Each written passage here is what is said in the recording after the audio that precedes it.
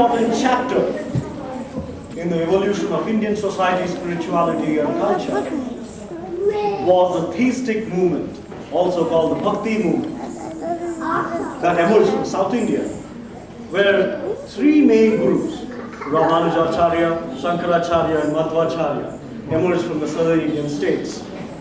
And that movement swept across the entire nation and changed the face of Indian music and culture and the outpouring of Hindu literature in enormous amounts. And that was so big that it's relevant even to this day. And the messengers of this message, the Haridasas. Haridasa literally translates to slave of Hari, as in somebody who serves Hari, Lord Vishnu. And before them there were the Veerashaiva saints, Basavanna, Akkamahadevi, Allama Prabhu, and the Alvars in Tamil Nadu. They were mystics, poets, composers, brilliant singers, and some of them were administrators too. They held very important positions with the government of those days. And so among them, Purandara Dasa, Kanaka Dasa, Vyasaraja, Vadiraja, they were the popular ones. And Vadiraja was perhaps the most influential because he was not just a bard, he was a brilliant administrator too. He changed a lot of the norms governing the temples those days, where many of those are relevant even to this day in Karnataka. He was supposed to have lived between 1480 and 1600. Yes, a period of 120 years. He's said to have lived for 120 years. So we are about to watch his composition coming up next called Kudure Bandide, which means the horse is here. The story goes like this, that when Vadiraja used to offer the god lentils, a horse would visit him every day and eat up those lentils. So Hinduism looks at all animals and all living things. There's a godly element in it. There is divinity in everything that's alive and living. That's what Hinduism believes. And Vadiraja immediately saw the myth of Hayagriva lending credence to itself through this horse. And that's the song Kudure Bandide.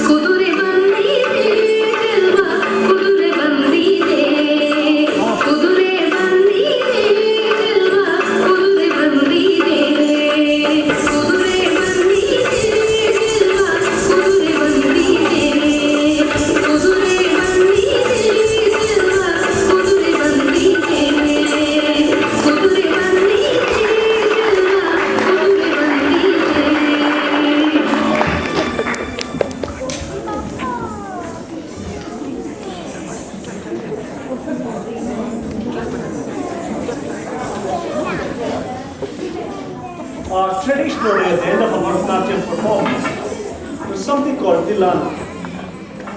Tilana is a brisk, rhythm-oriented dance to kind of end the performance on a high note. We'll break the tradition a little bit here, and so we'll bring in Tilana a little before the ending. Coming up, Tilana.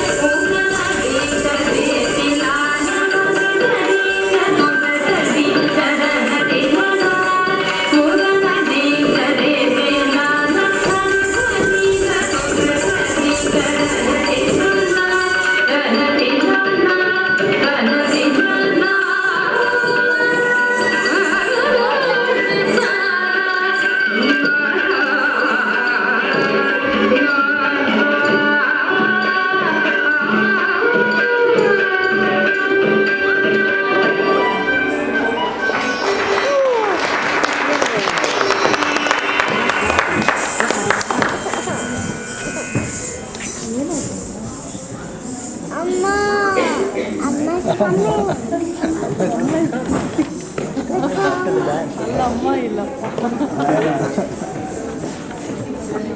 I know it. Karnataka's rainforests are rich with wildlife. The Great Bengal tiger is in the Karnataka rainforest in Nagarjuna and Bandipur. And then you have a whole range of birds and of course elephants. And the two big golden winged birds that you saw at the start of this program, that represents the Gandaberunga, which has been the royal insignia of Karnataka state for over 500 years. Even today on the Karnataka state government seal, you will see this twin-headed eagle, which is called the Gandaberunga. Yeah, it's not a real bird, so we're going to bring you a real bird on stage today in form of a peacock, which is the national bird of India, and of course, abundantly found in India's forests. Peacocks.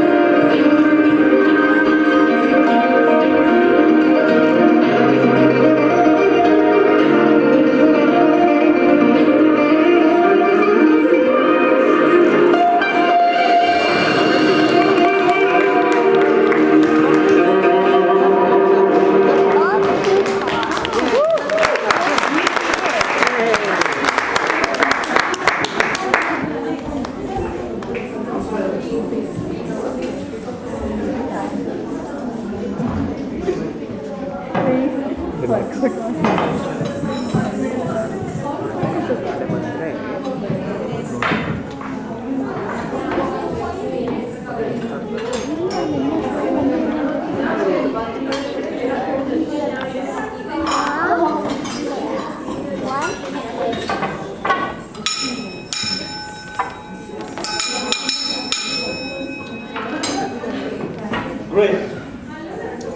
Yeah, before we get to this,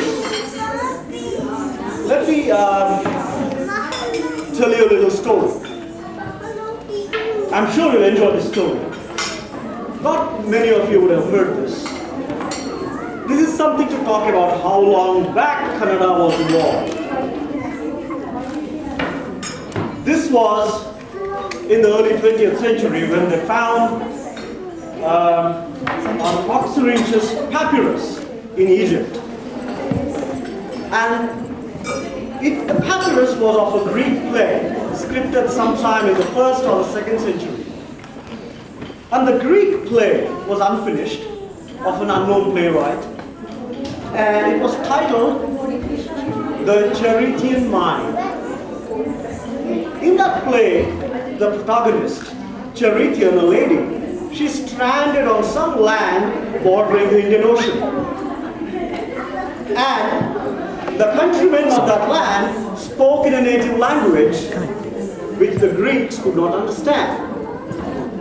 And there are a few lines depicted in that play. And one of the lines goes something like this.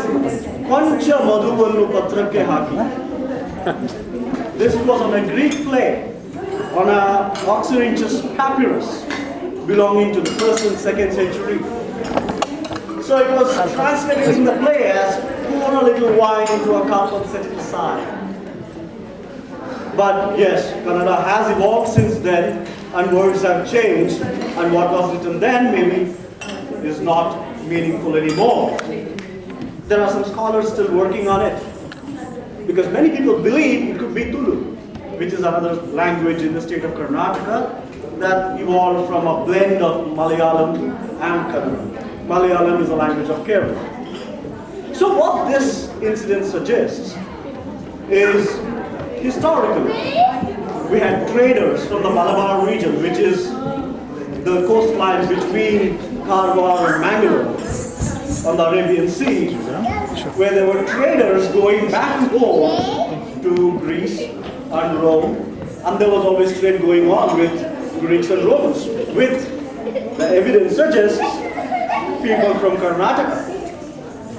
So it's quite possible that the people being referred to here were Kannadigas. So that's just a little piece of trivia. So you may have noticed that gods and goddesses have a very important role to play in all music and dance, not just in Karnataka but whole of India.